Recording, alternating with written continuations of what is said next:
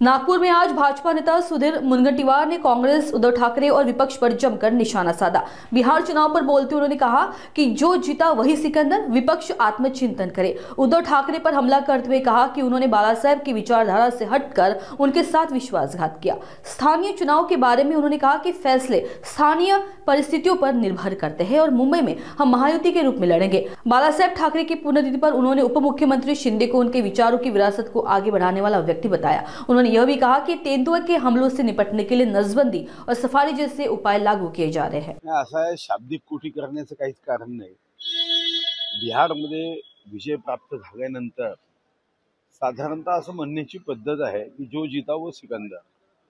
आता बाकीच्यांनी आत्मचिंतन करण्याच्या ऐवजी वाद घालण्याचा प्रयत्न केला तर नुकसान भारतीय जनता पार्टी किंवा एनडीएचं नाही, नुकसान त्यांचं होईल। त्यांनी स्वतः आत्मचिंतन करून आज आपल्यावर ही परिस्थिती का आली, खरं तर तेही आमचे मित्र होते, माझे मित्र होते, पण 24 ऑक्टोबर 2019ला मनात बैमानी आली।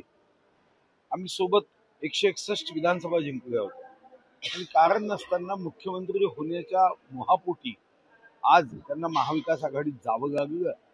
स्वर्गीय हिंदुहृदय सम्राट बाळासाहेब ठाकरे यांचा जो देशभक्तीचा विचार होता त्याला पाठ दाखवावी लागली।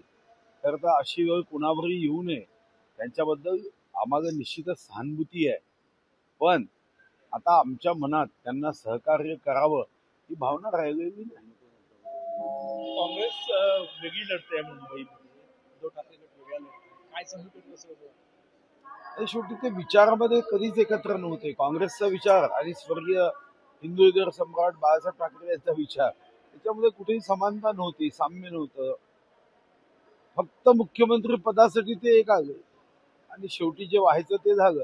आज काँग्रेसने सांगितलं की आम्ही एकटं लढणार आहोत किंवा मनसेला आम्ही सोबत घेणार नाही। याचा अर्थच असा आहे की काँग्रेसची प्रत्येक कृती ही काँग्रेसला बोनसाय करण्याच्या मार्गावर आहे। हे खरं आहे की काँग्रेस एक वटवृक्ष होता। डॉक्टर राजेंद्र प्रसाद जी सारखे, सरदार वल्लभभाई पटेल सारखे, नेताजी सुभाषचंद्र बोस सारखे, महात्मा गांधींसारखे, लालबहादूर शास्त्रीजींसारखे नेते या पक्षाची खरं तर धरोहर होती। आज त्या पक्षामध्ये बोनसाय व्हायची वेळ त्यांच्यावर आली आहे आणि फार फार वर्षापूर्वी काँग्रेस नावाचा एक राजकीय पक्ष होता असं म्हणण्याची वेळ त्यांनी स्वतःवर तरी आणू नये।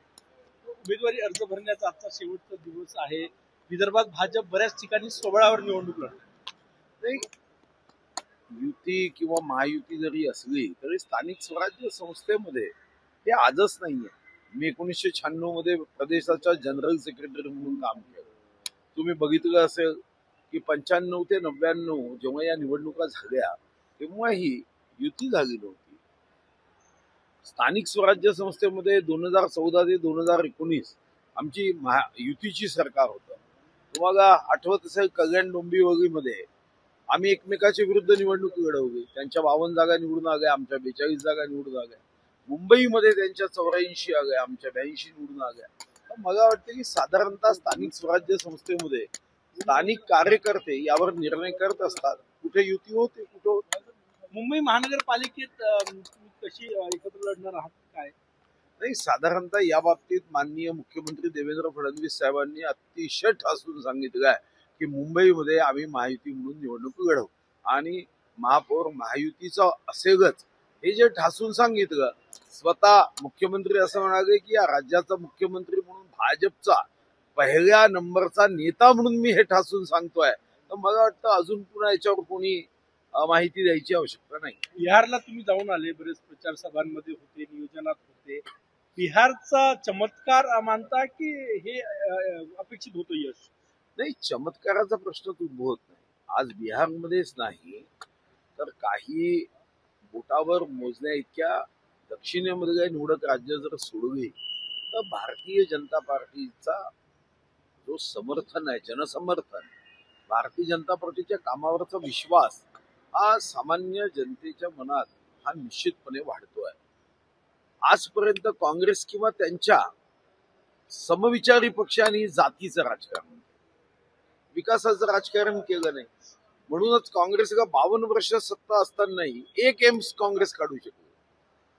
आयुष्यमान भारत योजना त्यांनाही करता आली असते. दुखादी वानगी दाखल योजना त्यांनी केली, मी असं म्हणणार नाही की त्यांनी योजनाच केली नाही, पण देशाला आवश्यक असणाऱ्या बाबींवर त्यांनी कधीच लक्ष दिलं नाही. आणि त्याचा परिणाम आपल्या देशामध्ये कधी हे स्वप्नच नव्हतं $5 ट्रिलियन इकॉनॉमीचं. देशामध्ये कधी इतक्या मोठ्या प्रमाणावरचे नॅशनल हायवे हा विचारच केला गेला नाही. पंतप्रधान सडक योजना या योजनेचा विचारच केला गेला नाही.